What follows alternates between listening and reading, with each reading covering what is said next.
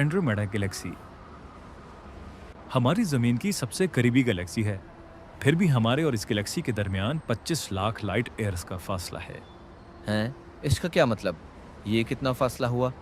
इसका मतलब ये है कि अगर तुम रोशनी की रफ्तार से आज इसकी तरफ निकलो तो तुम्हें वहां पहुंचते पहुंचते 25 लाख साल लग जाएंगे। मतलब मैं ना ही समझूं फिर। ऐसा ही एक सवाल इन्नको फर्मी ने पूछा था। इतनी बड़ी कायनात, इतना बड़ा निज़ाम, वेयर इज़ एवरीबडी? बाकी सब कहाँ हैं? मैं कई सालों से इसी चीज़ पर तहकीक कर रहा हूँ। अगर वहाँ जाना मुमकिन ही नहीं तो फिर अल्लाह ने इतनी बड़ी कायनात क्यों बनाई? रब्बना मा खलक़्ता हाज़ा बातिला सुब्हानका फ़क़िना अज़ाबन नार। इस आयत का क्या मतलब हुआ? वो बस मैंने कहीं सुना था कि एक शख्स ने अल्लाह की कुदरत पर हैरान होकर ये आयत पढ़ी थी। अल्लाह ने इस वजह से इसकी मग़फ़िरत फरमा दी। आज ये नज़ारा देखकर मुझे वही बात याद आ गई।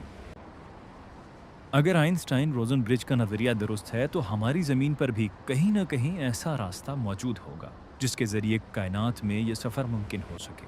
अरे आप लोग फिर भूल गए कि मैं यहाँ बैठा हूँ। मुझे तो कोई समझाए ये सब आखिर है क्या? मैं तुम्हें आसानी से समझाता हूँ। आइंस्टाइन रोजन ब्रिज या वर्म होल एक दरवाजे की तरह होता है। ये ऐसे है कि जैसे तुम इस दरवाजे में दाखिल हो और किसी और जगह निकल आओ। ये दुनिया के दो मकामात को आपस में जोड़ता है। मतलब जैसे डोरेमोन का एनीवेयर डोर। हाँ हाँ, बिल्कुल वैसे ही।